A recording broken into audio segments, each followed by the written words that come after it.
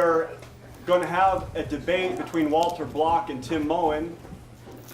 And the topic of the debate is, does spanking your children violate libertarian principles? And so we're going to have an opening statement that can last up to 15 minutes, coming from both parties, and then rebuttals, and then a closing statement, and then questions. And so, did we do a coin toss, or? No. Do we have a Bitcoin kicking around anywhere? Yeah. There we go. I've got one of yours. So. Do you want to go first or second? That doesn't matter to me. I'd prefer going second. Okay, that's fine. First? I'll go first. Sure. There we go. And Look at that. Tim, you are taking the anti-spanking position. Is that right? Correct. Okay. All right, well, first of all, thanks for having me here. I'm grateful that you all came out. I'm grateful that Dr. Block agreed to debate me on this. You know, I've been hankering to get a piece of Dr. Block here ever since I saw him debate Stephen Molyneux on his show back in the day. And I thought Molyneux dropped the ball a little bit, and so I've been looking forward to this for a while. So I'm grateful that that you agreed to debate me. I feel a little bit like you must have felt when you went in to debate Ayn Rand back in the day, a young, full of vigor, ready to take on the world and prove Ayn Rand wrong. So we'll see who gets spanked here today. But my contention here today is that spanking violates libertarian principles on both deontological grounds, specifically that it violates the non-aggression principle in two ways, and on consequentialist grounds, namely that it doesn't work and it places children at risk for harm. And my goal here is not to cast moral aspersions on loving parents who occasionally spank. I also want to make it crystal clear that I'm in no way arguing that the state or some other person has the right to remove guardianship from parents simply because they spank their child. So let's get to it. Let me try and make Professor Block's best case for him here. Dr. Block has argued in the past that children are not fully rights-bearing creatures, that they lie somewhere between animals and fully owned adults. Furthermore, parents must constantly use force against the child's immediate wishes to stop them from running into traffic, to make them brush their teeth, to make them eat their vegetables, in order to ensure the child's safety. So we have to constantly use force and violate the consent of children to keep them safe, and because they lack capacity, they aren't fully rights-bearing creatures in the same way adults are, and so the non-aggression principle doesn't apply to them anyways. But I think actually a better case Dr. Block could make for spanking flows from libertarian punishment theory. And Stefan Kinsella summarizes libertarian punishment theory like this: you may justly punish those who have initiated force in a manner proportionate to their initiation of force and to the consequences thereof, because they can't coherently object to such punishment.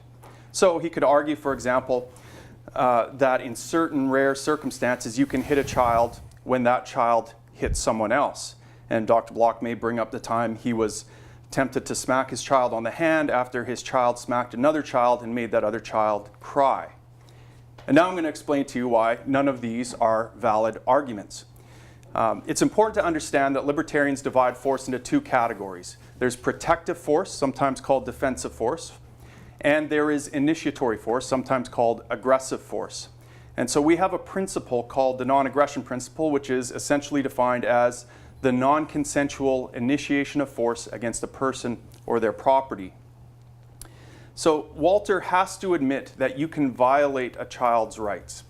At a bare minimum, he would have to admit that you can murder a child, assault or abuse a child, you can rape a child, and that these are crimes. If Walter admits that there are lines that we can cross where an action constitutes a crime against a child, then he is admitting that there is a line we can call the non-aggression principle that applies to children. Let me repeat that, because it's important. If Walter admits that there are lines that we can cross where an action constitutes a crime against a child, then he is admitting there is a line that we can call the non-aggression principle that applies to children. So clearly we can commit a crime against a child, therefore the non-aggression principle applies to children. And the next step is considering whether spanking crosses that line. Is it a violation of the non-aggression principle? So let's define spanking. Spanking is striking a child, usually with an open hand, usually on the buttocks or the hand, in a way that does not cause physical harm, and it's usually done after unwanted or problem behaviors occur in response to that behavior. So by definition, spanking is a violation of the non-aggression principle because it is hitting that causes pain or discomfort, and it is not protective force. It is not force taken to protect a person from an immediate danger, like physically moving a child to safety. And there's no evidence that it will prevent future harm, like, say, forcing the child to brush their teeth might prevent tooth decay. And in fact, there's plenty of evidence that it can cause future harm in terms of brain development. And there's simply no case one could make that it protects a child in any way. Therefore, it must be aggressive force and violate the libertarian principle of non-aggression. Now, because a child lacks the ability to consent, the fact that they wish for something or don't wish for something in the moment is irrelevant. They can't consent to sex with an adult, for example, even if that's their wish in the moment. They can't run into traffic, even if that is their wish in the moment. They can't refuse to go to bed at a reasonable hour, even if that is their wish in the moment. They're incapable of taking responsibility for themselves, and they lack capacity, and therefore their momentary wishes do not constitute consent. Additionally, because a person without capacity cannot consent or necessarily be held liable for their actions, then punishment theory cannot apply to them. There would be a stronger case to be made for spanking an adult spanker than to spank a person who doesn't have the capacity to take responsibility for their actions. This is why we don't prosecute small children for crimes like murder, for example, but we rather look towards their parent or guardian as having some responsibility in the wrongdoing committed by the child. It would be similar to prosecuting someone for having an epileptic fit while holding a knife and stabbing someone. You can't hold someone responsible for an action when they have no capacity to take responsibility and foresee what the consequences of their action. So the question then becomes, if a child can't consent, how do we properly consent for them? Well, this isn't an issue that is unique to children. Plenty of other persons lack the capacity to consent.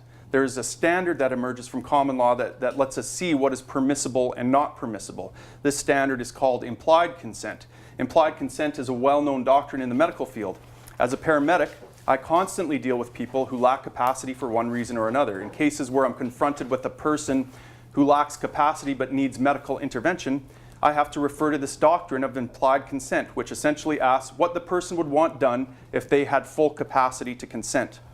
So I assume that a hypoglycemic person who is semi-conscious and fighting me would want me to restrain them and deliver life-saving medicine. I have to assume that a combative head injury patient would want me to chemically sedate them and capture their airway. I have to assume that a person who has accidentally overdosed on fentanyl would like me to administer naloxone and save their life.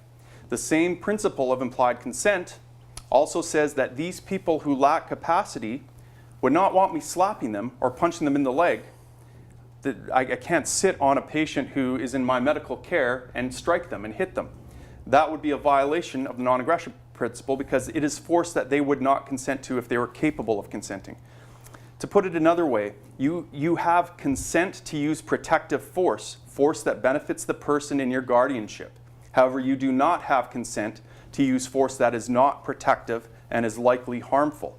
So if a person lacks capacity, it doesn't give you a free pass to hit them. Your first job as a human being towards other people is to not violate their right to non-aggression. Additionally, if you're a parent or a paramedic, you have a second obligation.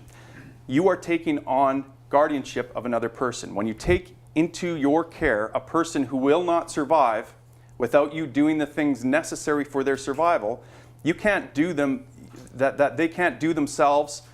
You are voluntarily obligating yourself to do those things. Neglecting this duty, once you take it on, is a violation of an implicit contract, and therefore, it's another violation of the non-aggression principle. In taking on guardianship, you have entered into an involuntary relationship with a helpless person, and as a corollary, you have also excluded all other potential guardians from taking guardianship. So spanking a child is a violation of the non-aggression principle in that it is simple battery. However, if you are a child's guardian, you are also violating the non-aggression principle by violating an implicit contract to not only do no harm, but to also try and do something like the optimal good for that person that is in your guardianship. As we go on, I hope to share with you some of the mountains of research that shows that spanking also has bad consequences and is therefore a breach of your implicit contract with your child. I'll turn the floor over to Walter.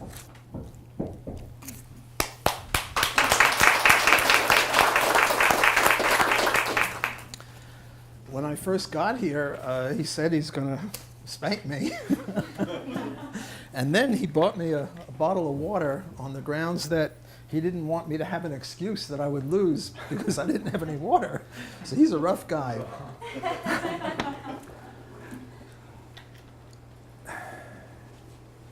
When I took lifeguarding lessons, I was a lifeguard for a while, I was told that if there's a drowning guy who resists, slap him. Punch him. I mean, the idea is to settle him down. Because if he's thrashing around, you can't grab him and he's going to drown. So there's a case where the implied consent, I assume that the drowning guy wants to be saved, and it's perfectly okay to slap him. I think it's virtuous to slap him because you're saving his life, and that's the only way to save his life. And maybe even punch him in the nose and make him unconscious so you can grab him and bring him to safety. So I think, you have to look at context here. There was this case, all of you men that have young boys will empathize with this. When you take a young boy into the bathroom, if they're of a certain height, you have to hold them up so they can get higher than the urinal or higher than the toilet bowl. There was this case where this little boy wanted to rub his penis on the urinal. And the father didn't want that to happen. And what the father did was engaged in assault and battery. Namely, he picked the kid up, thrashing. The kid wanted his penis on that dirty bowl. And the father used force, assault and battery. Well, perfectly justified. I have 2 children. They're a little older now, but when they were young, they didn't want to be diapered, especially my son. My daughter was okay, but he didn't want to be diapered. He wanted to have his diaper changed. He wanted to, run around with feces in his diaper. And I would engage in assault and battery. Look, there is such a thing in libertarian theory as the continuum problem. The continuum problem, for example, is what should be the age for statutory rape?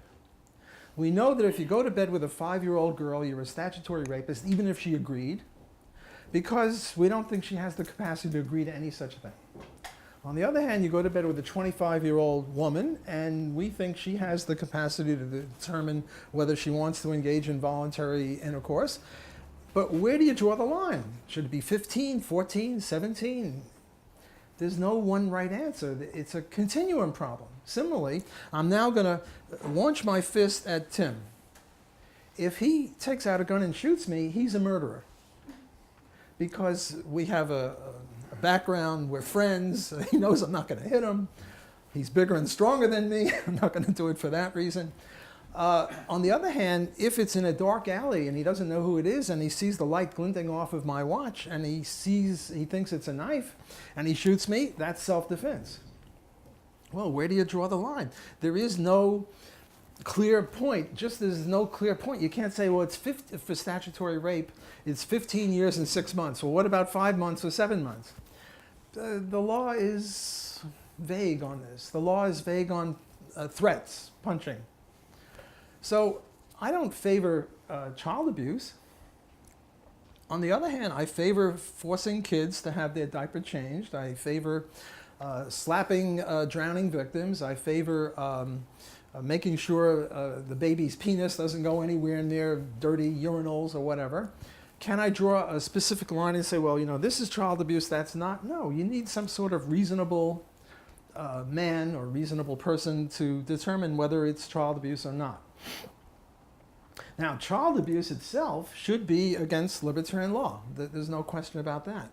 On the other hand, these other instances where I'm illustrating, that's clearly within the law. Or it should be within the law, and I think it is within the law. I mean, nobody ever goes to jail for forcing their kid to change his diaper or to make a teeth or whatever it is. So I think that children are different. Children are not full rights-bearing agents. Because if I made you change your diaper or made you not put your penis near a urinal or something like that, I would be accused of, rightly so, assault and battery. So it's one thing to do to an adult. It's another thing to do to a child. So I say children are not fully rights-bearing creatures, because if they were, it would be just as illicit to do to them, initiate physical violence against them by grabbing them and whatever.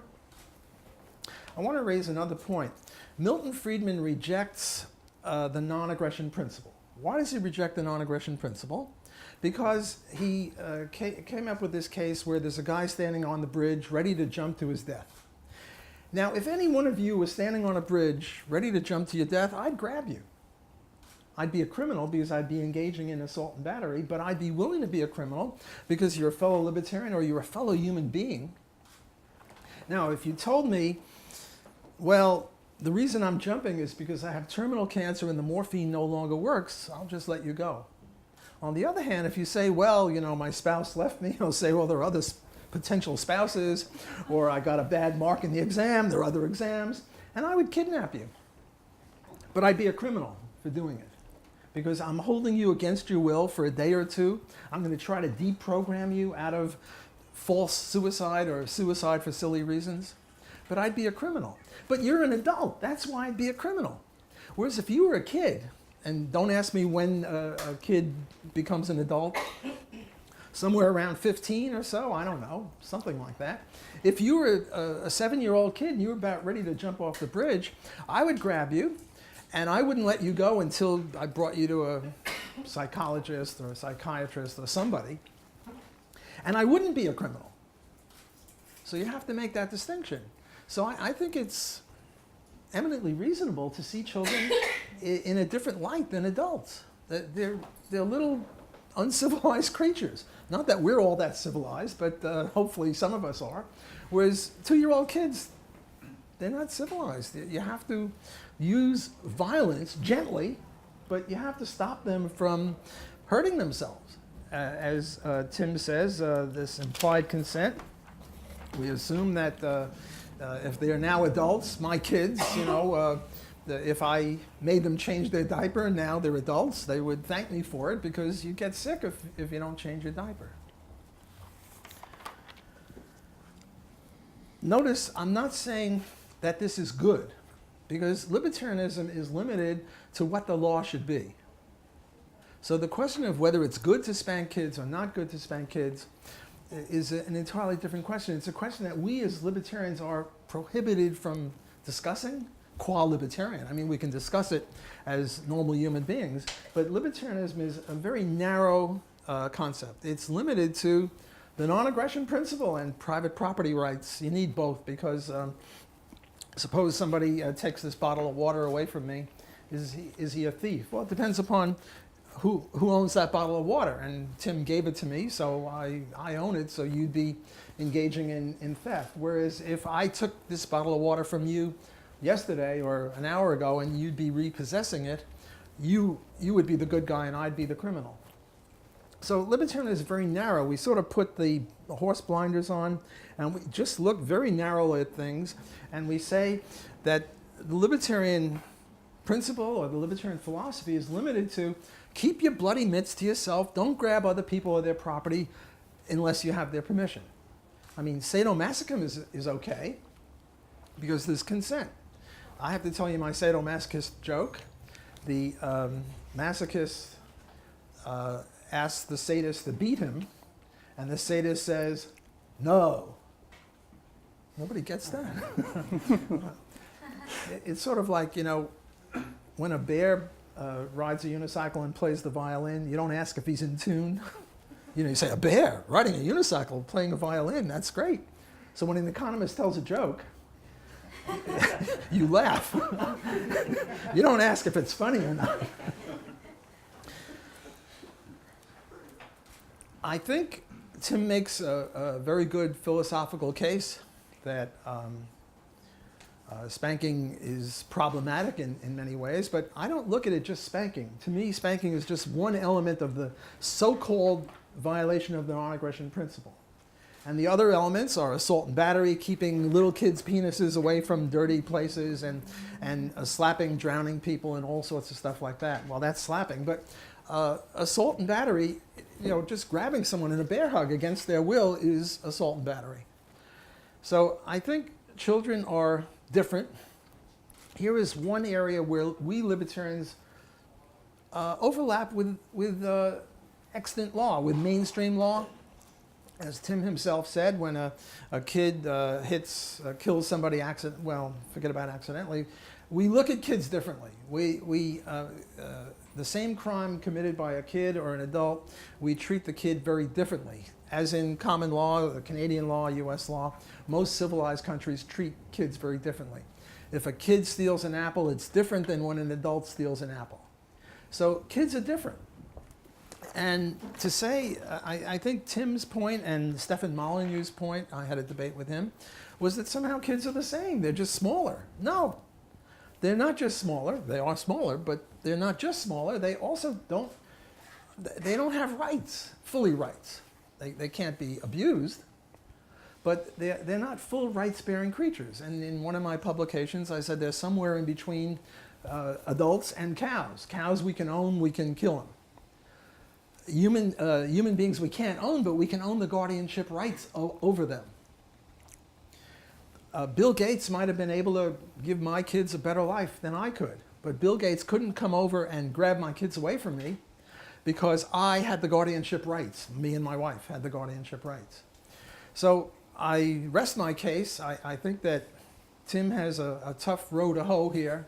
I don't think that he can make this gigantic chasm between, I think he wants to conflate the two. I'm making a gigantic chasm between adults and kids. He is conflating the two. He's seeing great similarities. I mean, I see some similarities, but I see differences.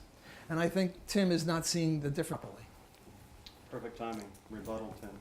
Sure. Okay, so there's a number of things to touch on here. First of all, Walter admits that there is a thing called abuse, and that this is a crime, and so that there's a line that you cross. And so I would wonder why he wouldn't call that the non-aggression principle or something like that. He seems to think that using force against someone who lacks capacity in the moment to protect them is a violation of consent. I say it's not. I say it doesn't constitute assault and battery. I say it's protective force.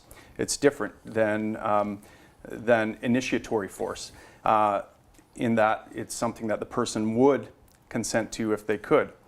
Punching a person in a drowning situation is an example of that. I don't consider that assault and battery. I consider that protective force. And so you could make an argument that if a child is drowning or something like that and they're fighting you, you do what's necessary to stop that in the moment. That's not what spanking is. Spanking is after the fact. After they've almost drowned, you take them over your knee and you deliver spanking.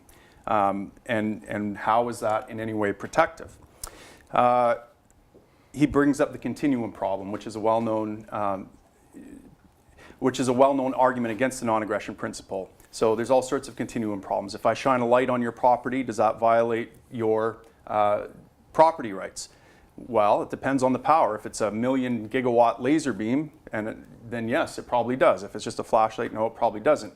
But having a continuum of not knowing without having context, well established, where that line is does not negate the fact that there is a line there to be discovered. And that's what private courts are supposed to do. That's what the common law system was designed to do, where judges would look at principles and try to discover where that line is. And as time goes on, we discover with closer and closer accuracy where that line is, and the continuum problem shrinks. So there is a line there, and I think he admits that. Suicidal patient, I had this very incident last month at work. A lady called us. She was overdosed on pills, trying to kill herself. She was calling for help, right? And now she goes into the washroom with a pill bottle in her hand. I used force to restrain her, to take that pill bottle away from her. I don't believe I was assaulting her. I don't believe I was battering her. I believe that if she had her full capacity, if she wasn't having a mental breakdown, that she would have consented. In fact, she did call, so I take that as evidence that she wanted me to intervene, and I did intervene. I don't think that that was in any way a violation of libertarian principles. I think that was protective force, and in fact, it's my duty to use that force. And that same duty that obligates me to use protective force to protect that person who is my ward also obligates me not to cross the line. It actually places a higher standard on me because I'm taking on a higher standard voluntarily. And libertarianism is not what the law should be. It's simply a principle. So if we're on a desert island and I punch Walter Block, that's the initiation of force. That is regardless of whether there's a body of law or a dispute resolution or a third person there to consider the matter. You know, and I would like to get clarification from Walter on, so he's saying putting children in a special category. I think there's one category, and that's a person. If you are a person, if you're considered a person, whether you lack capacity or have full capacity, whether you're able to take on full responsibility or not, you have the right to non-aggression. And so a person has, all people have the same right to non-aggression, including children, including people that lack capacity, like say an Alzheimer's patient who you're taking care of, including a hypoglycemic patient.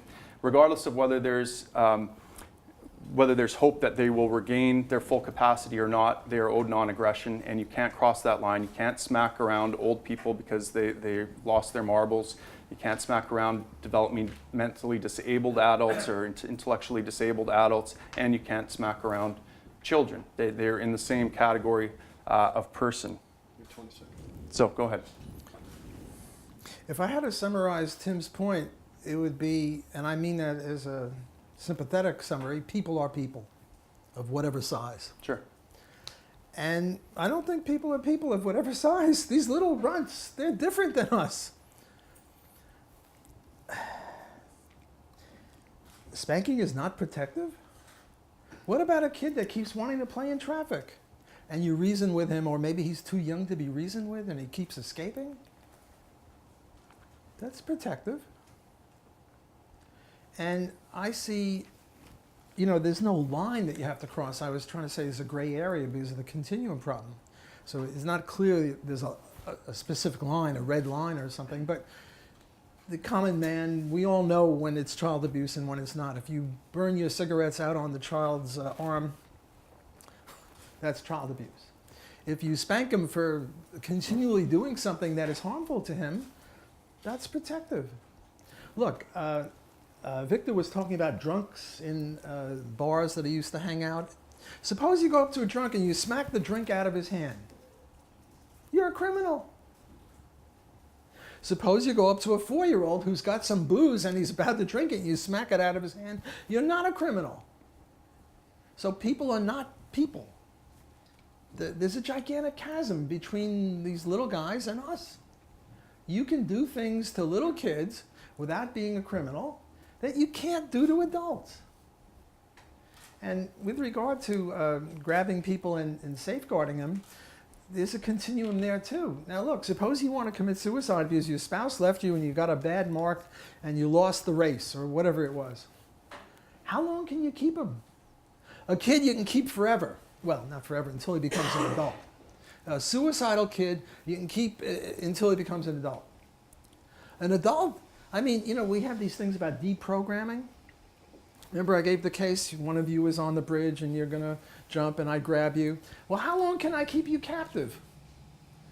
Again, there's a continuum problem, but if I keep you captive for 5 years, I'm a kidnapper. It's your right to commit suicide, even for reasons that I think are ridiculous. But a kid, I can keep a kid until he becomes an adult, and I'm not a criminal. People are not people. I mean, that sounds paradoxical, but you get what I'm saying. Little people are different than adult people. They're different in many, many ways, and yes, senile people are like kids in some ways. There are adult diapers, and if the adult senile person doesn't want to have his diaper changed, you've got to change his diaper. Because for that purpose, senile adults are like children. So I think that Tim is guilty of conflation of rights. I think that there are categories of rights, and I don't mean Aryans have rights and non-Aryans don't have rights or anything like that. I mean all adults have some rights that no kid has. And if you engage in assault and battery of whatever kind, whether it's spanking or grabbing or forcing diaper changes or compelling penises not to touch urinals or whatever it is, you're not a criminal. Whereas you are a criminal. Look, if one of you guys wanted to touch your penis against a urinal and I came over and pulled you away, I'm engaging in assault and battery. I'm not supposed to do that. You're an adult. You're a little weird, but you're an adult. Whereas if I see a kid doing that, I'll grab him, and I won't be a criminal. So I can't see why Tim doesn't agree. Just because he got me a bottle of water, doesn't matter. I can't see why he doesn't agree that kids are different. And senile people who I regard as kids, in effect. Sure. So I think that a lot of the differences here will be fleshed out in the questions. So how about a closing statement from each, up to 10 minutes? Why don't we Does do that sound questions first and then closing statements good? last? That's a great idea. Okay. Wow, let's do this. If you agree that a patient in a care home, care facility who doesn't have, under the law, say, the legal capacity to give consent, they've been found incompetent, the state now looks after their affairs, or there's a guardian, can I spank that person? Shut up. You've agreed You can spank that person if he keeps grabbing razor blades. And the only way you can stop him from using razor blades in a bad way, not to shave or something. Yeah, sure. Can I just ask you one more? Sure. Having said that, does it require some proof on your part that that is corrective behavior, that will have an impact in a positive way? Absolutely. Because I think Tim's point was there is some evidence, and I'm sure there's mountains of it, that actually say when you strike a child, certainly the presumption has been maybe for, since we were up in the trees, that was a corrective measure. But if there was proof that was not corrective, that in fact it exacerbated the problem, would that change your opinion? Absolutely. Okay. Yeah. Okay, so let me chime in here and give you some of the evidence here. 2016, Gershoff and Grogan-Taylor published a meta-analysis that looked at over 75 statistically significant studies spanning 5 decades and 160,000 children. They found that spanking was associated with unintended detrimental outcomes and was not associated with more immediate or long-term compliance. They also found that spanking was associated with the same harmful outcomes as those of physical abuse, just to a lesser degree. So it seems there's a continuum of risk of harm, and spanking is on that continuum. The research also found that close to 80% of adults who physically abused their children started with spanking. When the spanking didn't work, they had to escalate it, of course, because if spanking doesn't work, what you have to do is keep escalating that force until you can get it to work. But the evidence shows that it doesn't work, so it's a dreadful spiral. Kaiser Permanente did a landmark study called the Adverse Childhood Experiences Study, or ACE survey. And the study had over 17,000 participants in it. They found that the greater the number of adverse childhood experiences, the greater the harmful effects later in life. So, for an example, a score of 4 out of 10 on the ACE scale increased your chances of alcoholism 7 times, doubles your risk of being diagnosed with cancer, quadrupled your risk of contracting emphysema. An ACE score above 6 was associated with 30-fold increase in attempted suicide. So instances of criminality, drug abuse, dramatically shortened lifespans are all increased in cohorts where there's adverse childhood experiences, and the research shows that spanking is on that scale, although to a lesser extent. There's a study at the University of New Hampshire. The point here is that there is mountains of evidence that spanking doesn't work, and there's 0 studies that support the use of spanking at all. There's just no evidence to use it. And so if I were operating as a paramedic in this realm, and I never mind if I treated someone and I used a treatment modality that there was 0 evidence or rationality for, I would be run out of the profession. But if I treated patients with a treatment modality that had mountains of evidence stacked against it, I'd be rightfully run out of my profession, possibly charged with negligence. And so I don't see why being a guardian of a child is any different. In fact, if anything, it's greater, because their survival is contingent on you. You're about 4 or 5 times greater than them. it seems to me that the harmful effects would be even more amplified than if I did it to an adult. So there's no evidence that I think that Walter can present that it does what he says it is, which is to prevent the kind of behavior you don't want that child to do in the future. So Walter, your response to her question was if there was some evidence that you would have a second look at it. Tim's response to that was that there is some evidence. Do you have a response to that? My response is evidence schmevidence. I'm not interested in evidence. I'm interested in contrary to fact conditionals. If spanking helped, then yes. And I think spanking sometimes helps. If a kid of 6 or 7 years old keeps having a facility for razor blades or pills or something like that, and the only way you can stop him is to spank him, if, notice if, which makes all this evidence irrelevant, if the only way you can spank him, the only way you can stop him is to spank him, yes. And then Tim keeps focusing narrowly on spanking. Why just narrowly on spanking? What about grabbing? There's been no study about grabbing and forcing diaper changes. I tell you that if you don't change a kid's diaper, and most kids, my kids didn't, I now have grandchildren age 2 years old. There's a big twin boys of age 2. They don't like to have their diaper changed. Their parents hold them down and make them change that bloody diaper. Now, if you tell me that this is associated with all sorts of statistics about suicide and lack of school or whatever, I don't care. That kid's got to change his diaper, and if the only way you can do it is to initiate violence against him by holding him down, you do it. I mean, it's just common sense. It's common decency. And if the only, if, which makes evidence irrelevant, if the only way you can save the kid's life is to, spank. I have 2 books defending the undefendable. I'm working on the 3rd one, and I'm working on child pornography.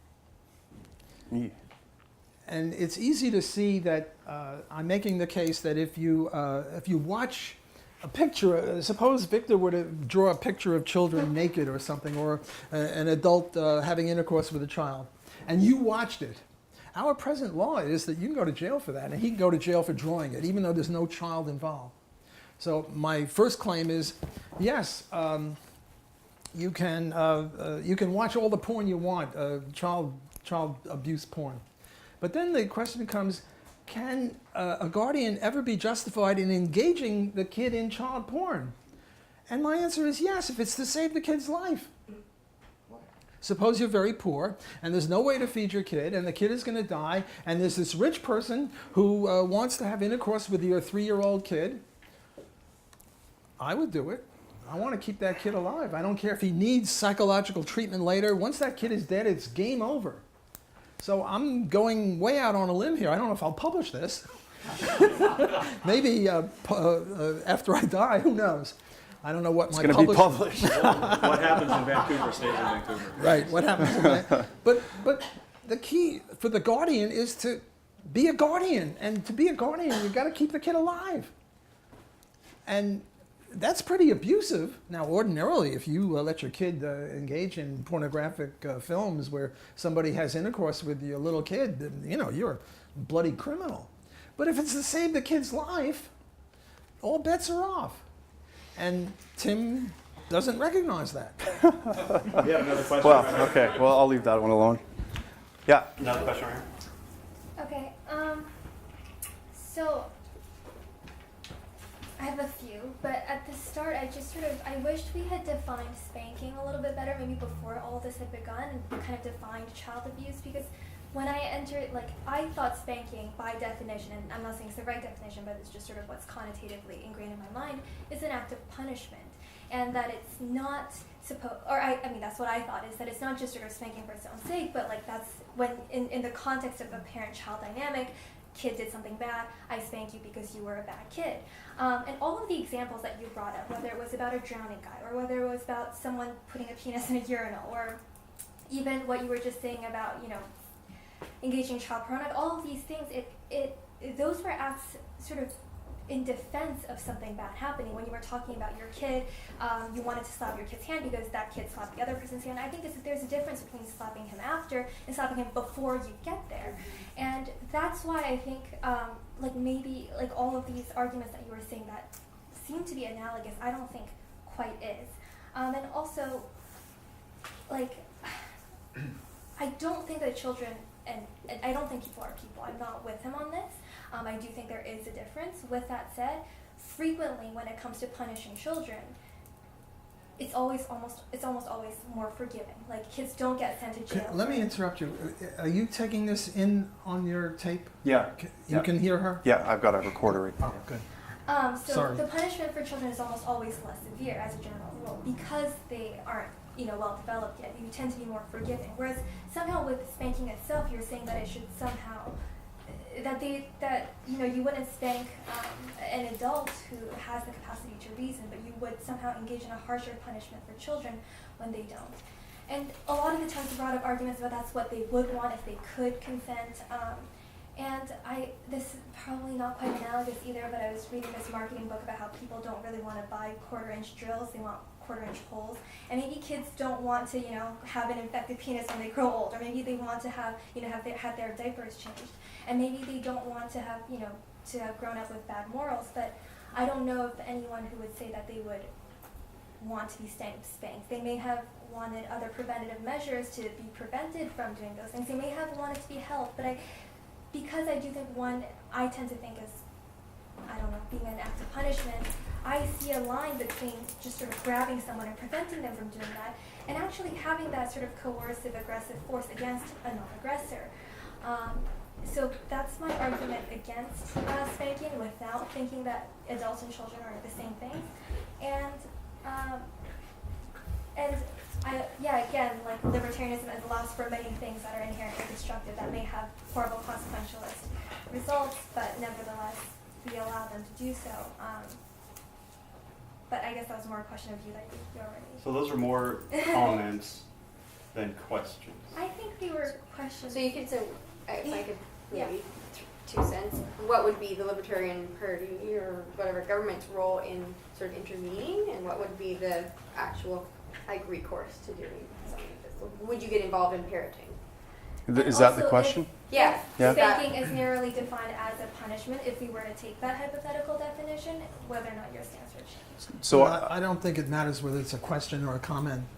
All's fair. yeah. Sure. So I'll respond to that because you asked the question, what would the government's role possibly be, or what would policy look like? I divide this into 2 parts, right? One is guardianship rights. So you have someone in your care. So for example, say I used to do air ambulance repatriations. I would take someone from another country and bring them to their home country after they got injured. And sometimes I had unconscious ventilated patients that required constant positive medical care from me. Now, let's say we're over the Atlantic and I'm keeping this patient alive, and suddenly I start slapping the patient around. I do some wildly inappropriate things that are violating the non-aggression principle, in my opinion. Okay, now the pilot sees this and comes back and says, I'm taking over guardianship of this patient. I don't think that's in the patient's best interest, because that pilot can't keep that person alive. So there's 2 things. 1, I am violating the non-aggression principle. 2, that doesn't necessarily justify removing guardianship rights from me in that case. So there's a violation. So guardianship and non-aggression. So I think when you look at cases like this, you have to take in a wide range of details, facts, information. You have to determine what's in the best interest of that person in that, given the situation, given the alternatives, right? And so I think most of the time, parents are loving and they are far more competent to look after their children, even if they occasionally violate the non-aggression principle and cross the line, than the state or someone else. And so the job of the courts would be to try to discover that. And I wouldn't want one legislative law from on high that determined that. I would want a decentralized poly law system that where judges interested in refining and discovering where that line is based on all the facts, and over time precedent would narrow it down. It's like moving from Newtonian physics to Einsteinian physics to maybe quantum physics or something like that. Things get refined over time, and that gray area, that continuum problem starts to diminish. So that would be my answer to that. My response. Oh, sorry, I just wanted to ask a question, but respond. My response. I don't think there's much of an important distinction between pre and post spanking. Spanking to prevent or spanking to punish. I mean, Spanking after the fact can help the kid. I mean, if this is the 6th time that your 7-year-old kid is playing with razor blades and looking to cut himself, I think spanking is eminently justified if it's the only way to stop him. Look, suppose Tim grabs a knife and starts snarling at me and saying, "Hey, Block, you won the debate, I'm going to stab you." I have to stop him in the gentlest manner possible. If there's a net right above him and I can just flip the net and capture him, I'm obligated to do that. If I have a gun with a rubber bullet and a regular bullet, I'm obligated to use the rubber bullet against him because that's more gentle. It's only in the last resort that I can use a lead bullet. Similarly with spanking. That's not the first thing you do. If the child is able to be reasoned with, 7 years old or something, whereas if the child is a year and a half old, can't reason with that child, you probably can't spank a child that young. I think that would be child abuse. But I think the key is to do it in the gentlest manner possible, and I wouldn't want to be thought of as thinking that spanking is the first thing to do and always do spanking. It's a last resort, and sometimes it can help. And again, let's not just look at spanking. There's all sorts of other ways to violate the non-aggression principle with children who don't have a right to have that right non-aggressed against because they're just children. And therefore, if you use force to diaper them, all these other examples, you have to do it in the gentlest manner possible. You don't escalate first off. You do it in the gentlest manner possible, and only spanking as a last resort. And if you use spanking as a first resort, you're edging toward child abuse, and I think that not the government, because the government will screw up anything, but private defense agencies for children should take that child away from you. Look, burning a kid with a cigarette on his arm is more powerful than spanking. If the only way to save his life is to do that, I would go so far as to say that's justified, but I can't believe that that's factually true. So if a parent does that, somebody should take that kid away because that parent is a criminal. So do I understand it correctly in saying that you only defend spanking as a means to an end? So you would never sort of allow spanking for its own sake. It has to be a very narrowly tailored means towards that end. To help the kid, of course, to help the kid. Not because you enjoy spanking. We have time for one more question after whatever Victor has to say, and then closing statements. Yeah. The organizer of the event, I'm glad I have the permission to ask a question. That's okay, isn't it, guys? Okay. Sure. Listen, Walter, I've studied the arguments very carefully that you made, the discussion that you have with Molyneux, listening to this conversation. I see with Molyneux, as with Tim, you're very much on the abstract, logical side of things, whereas Tim seems to be coming in from more of an empirical base. But even so far, it's you're not an empiricist. I disagree with that. Okay, but there still seems to be, I think, and maybe you've got to unravel it. I'm not saying this like in any challenging way.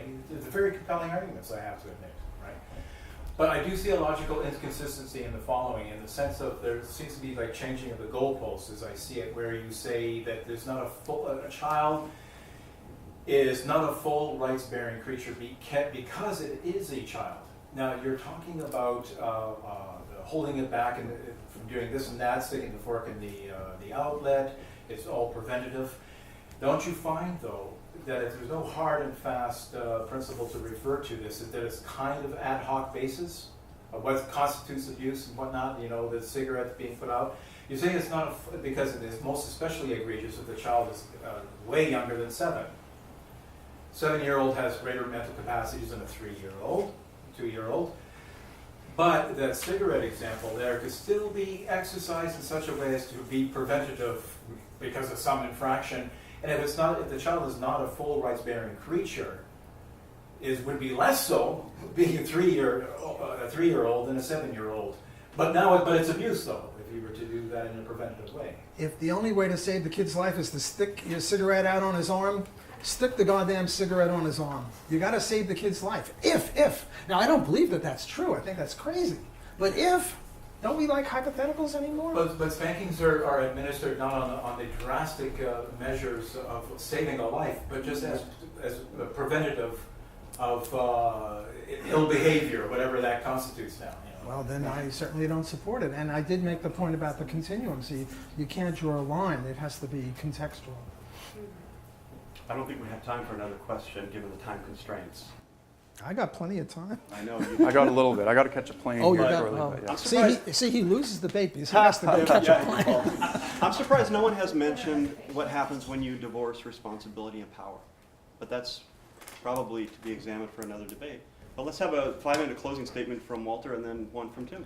Well, I've really said what I have to say, so he's got to catch a plane. So I'll rest my case that spanking is sometimes justified. All right, well, so if Walter cannot be convinced by the reason and evidence I've submitted here today, then perhaps he simply lacks the capacity to see the error of his ways here. And if this is the case, then according to spanking apologists, I should take Professor Block over my knee and smack his bottom until he learns his lesson. I think I could make Dr. Block say uncle and admit I'm right in the short term. And so I might claim that, see, spanking works. However, I think I'd be deluded if I actually believe that Dr. Block internalized the lesson I'm attempting to impart. Furthermore, I would expect Dr. Block to harbor some resentment and find some ways to get back at me. And I could reasonably expect him to double down and maybe even become even more stubborn and badly behaved when he was outside my watchful eyes.